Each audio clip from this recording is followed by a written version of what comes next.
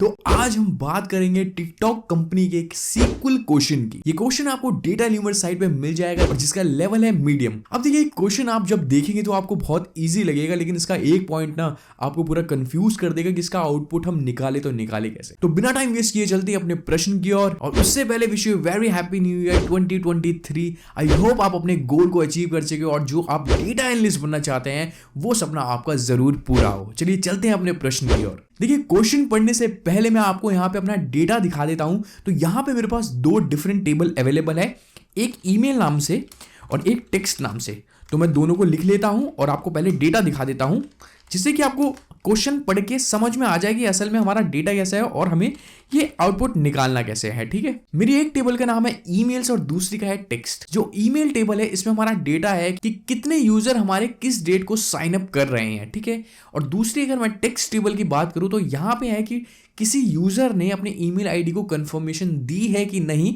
अपनी तरफ से। ठीक है, तो ये हमारी टेबल का डेटा है। अब मैं आपको क्वेश्चन पढ़ाता हूं एक बार। देखिए यहां लिखा है कि new TikTok user sign up with their emails. नए कुछ टिकटॉक यूजर्स आए हैं और उन्होंने साइन अप करा है अपनी ईमेल से। They confirm their sign up by replying to the text confirmation to activate their accounts. जिन्होंने भी अपनी ईमेल आईडी से साइन अप करा है टिकटॉक में, उनको टिकटॉक की तरफ से एक ईमेल भेजा गया है जिसको वेरीफाई करके वो कंफर्मेशन देंगे। यूजर्स में receive multiple text messages for account confirmation until they have confirmed their new account. जिनको भी कंफर्मेशन का मैसेज भेजा गया है, जब तक कि उन्होंने कंफर्मेशन नहीं करा है तो हो सकता है कि उनको मल्टीपल टाइम भी टिकटॉक की तरफ से मेल किया गया हो कंफर्मेशन के लिए। अब यहां पे लिखा है कि write a query to find the activation rate of the users round the percentage to 2 decimal values. तो हमें यहाँ पे एक ऐसी क्वेरी लिखनी है जिससे हमें एक्टिवेशन रेट पता चल जाए, यानी कि कितने यूजर ने कंफर्म कर दिया है टोटल यूजर में से, वो हमारा एक्टिवेशन रेट हो जाएगा। और दूसरी बात यहाँ पे यह है कि round the percentage to 2 decimal values, यानी कि हमारा जो आउटपुट आएगा उसमें हमारे लास्ट में 2 डेसिमल वैल्यू होनी चाहिए। तो देखिए अब आप एक बार डेटा देखिए। डेटा में सबसे पहले हम ये देखेंगे कि दोनों टेबल से हमें डेटा चाहिए। हाँ हमें चाहिए, क्यों? क्योंकि एक तो हमें टोटल यूजर का काउंट चाहिए और उसके बाद हमें ये भी चाहिए कि कितने टोटल यूजर्स ने कंफर्म करा है। तो वो दो अलग अलग टेबल में डेटा है। अब दो अलग अलग टेबल में से अगर हमें डेटा लेना है एक साथ, तो वहां पे हमें ज्वाइन लगाना ही पड़ेगा। तो यहां पे हम यूज करेंगे लेफ्ट ज्वाइन को। तो सबसे पहले हम लेफ्ट ज्वाइन यूज करते हैं और मैं फिर से क्वेरी लिखता हूं, सेलेक्ट स्टार फ्रॉम ईमेल्स। ठीक है, मैं यहां पे यूज कर रहा हूं left join. Okay, left join और दूसरी टेबल का हमारा नाम था टेक्स्ट। ठीक है, ये मैंने कर दिया। इन दोनों का मैं एक एलियास दे देता हूं ई और टेक्स्ट का टी। अब मैं लिखता हूं यहां ऑन। ठीक है, अब हमें वो कॉलम देने पड़ेंगे जो सेम होंगे। अगर आप यहां पे देखेंगे तो पहली टेबल में ईमेल आईडी और दूसरी टेबल में भी ईमेल आईडी सेम है। तो मैं यहां करता हूं कि E dot email ID equal to T dot email ID. Correct. अब मैं इसे एक बार यहां पे रन कर लेता हूं। ठीक है, देखिए हमारी पहली टेबल में डेटा सिर्फ 6 का था, लेकिन यहां पे 8 रिकॉर्ड आ रहे हैं। क्यों? क्योंकि यहां पे मल्टीपल टाइम्स बंदों को मेल की गई है, तो उनकी ईमेल आईडी डुप्लीकेट है। आप यहां पे देखिए 450 क्योंकि ये 2 बार भेजा गया है इसलिए डुप्लीकेट हो गया है। तो हम यहां पे क्या करेंगे, हम सिर्फ उसको ही लेंगे जो कंफर्म्ड है, क्योंकि देखिए जो नॉट कंफर्म्ड है उससे हमें कोई मतलब है ही नहीं, उसका काउंट हमें चाहिए ही नहीं। तो हम क्या करेंगे, एक और कंडीशन देंगे एंड लिख के कि जहां पे T dot sign up action equal to क्या है, कंफर्म्ड। ठीक है, इससे हमारा सही रिजल्ट आएगा। देखिए अब हमारे 6 रिकॉर्ड आए हैं और 6 में से 3 लोग ऐसे थे जिन्होंने अपनी ईमेल आईडी को कंफर्म कर दिया था। अब देखिए यहां पे हमें सारे कॉलम नहीं चाहिए, हमारे 2 इंपॉर्टेंट कॉलम है जो हमें चाहिए होंगे आगे, वो है यूजर आईडी और साइन अप एक्शन। इसके अलावा जितना भी यहाँ पे डेटा या कॉलम है उनकी हमें रिक्वायरमेंट नहीं है। ठीक है, अब देखिए जैसा मैंने आपको बताया था कि एक्टिवेशन रेट का हमारा फॉर्मूला होगा टोटल साइन अप एक्शन जिनका कंफर्म्ड है डिवाइडेड बाय टोटल यूजर। तो इन दोनों को हमें यहाँ पे लेना होगा। तो हम क्या करते हैं, इनका काउंट यहाँ पे ले लेते हैं। ठीक है, मैं लिखता हूं काउंट किसका, सबसे पहले हमने कौन सा लेना है, साइन अप एक्शन का। तो मैं लिखता हूं T dot sign up action. ठीक है, ब्रैकेट बंद। इसको मैं लिखता हूं कि एज टोटल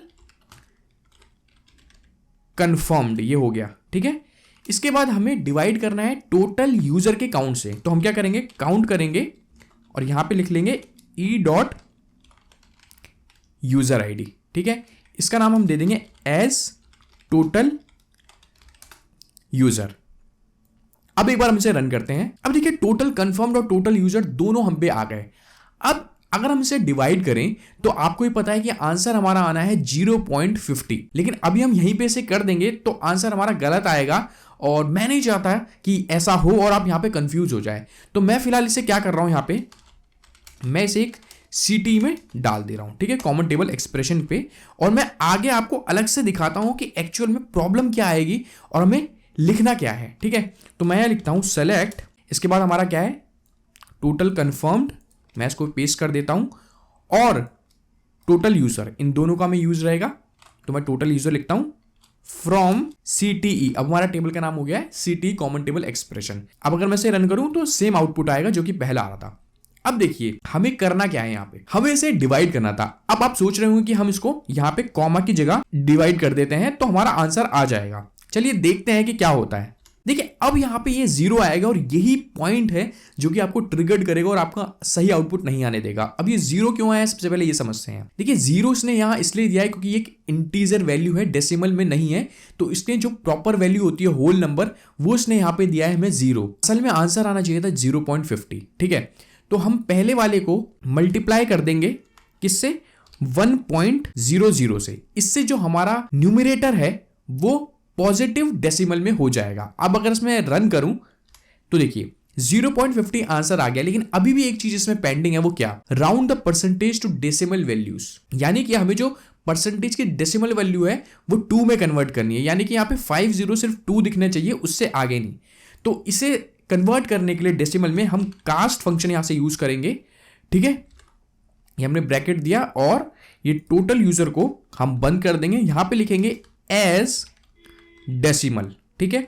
अब डेसिमल का फॉर्मूला हम ओपन कर लेंगे, यहां पे हम देंगे 3,2। क्यों, क्योंकि देखिए एक डिजिट ये 0 है और उसके बाद हमें 2 डिजिट चाहिए, ठीक है। और टोटल हो गई 3 और जो पॉइंट के बाद है यानी डेसिमल वो कितनी चाहिए हमें 2। अगर मैं यहां पे 4 लिखता, यहां पे 2 डिजिट पॉइंट से पहले होती है और 2 पॉइंट के बाद, लेकिन हमें ऐसा नहीं चाहिए। जो हमें चाहिए था 0.50, उसमें टोटल है 3 और डेसिमल के बाद चाहिए 2। तो ये प्रॉपर आ गया और अब मैं इसे रन करता हूं, देखिए आंसर क्या आता है। देखिए जो हमें आंसर चाहिए था वो प्रॉपर आंसर यहां पे आया है। अब देखिए ये तो मैंने आपको यहां पे सिखाने के लिए करा है, लेकिन आप ये भी कर सकते थे। मैं इसे कॉपी करता हूं और यहां पे मैं इसे नीचे पेस्ट कर देता हूं। देखिए ये ना लिख के आप इसी को यहीं पे डाल के आंसर कर सकते हैं। वो कैसे कर सकते हैं, मैं इस CTE को हटाता हूं सबसे पहले और यहां से कॉमा भी हटा देता हूं, ठीक है। ये जो साइन अप एक्शन आया है, आप यहां पे जाएंगे और इसे एक ब्रैकेट में डाल देंगे और यहां पे इसे भी ब्रैकेट में डाल देंगे। और इसके बाद देखिए आप ये हटा लीजिए पहले एज टोटल यूजर जो हमने एलियास दिया था, और सेम हम यहां से भी कंफर्म्ड वाले से भी हटा देते हैं, ये हमने हटा दिया। अब हम क्या करेंगे, जो यहां पे कॉमा है उसकी जगह हम दे देंगे स्लैश, जो कि इसे डिवाइड करने में यूज होगा। एक ब्रैकेट हम आगे डालते हैं, एक ब्रैकेट हम यहां पे डाल देते हैं। उसके बाद हमने नीचे क्या करा था, हमने इसको मल्टीप्लाई करा था 1.00 से, जिससे पॉजिटिव न्यूमरेटर बन जाए हमारा डेसिमल के साथ। और उसके बाद हमने यहां पे करा था कास्ट, ठीक है। और यहां पे हमने क्या करा था एस डेसिमल, यहां पे हम दे देंगे अपने 3,2, जो हमारा यहां पे आउटपुट आना चाहिए था उस हिसाब से, ठीक है। अब अगर मैं इसे रन करूं तो देखिए ये बिल्कुल रन हो जाएगा, ठीक है। मैं इसको भी हटा देता हूं, ये हमारी क्वेरी हो गई। तो देखिए यहां पे 0.50 आंसर आ गया। अब इस लाइन की हमें कोई जरूरत नहीं है, हमें CTE बनाने की भी कोई जरूरत नहीं थी, लेकिन सिर्फ आपको समझाने के लिए मैंने फिलहाल यहां पे CTE बनाया था। आई होप आपको आज का वीडियो अच्छा लगा हो।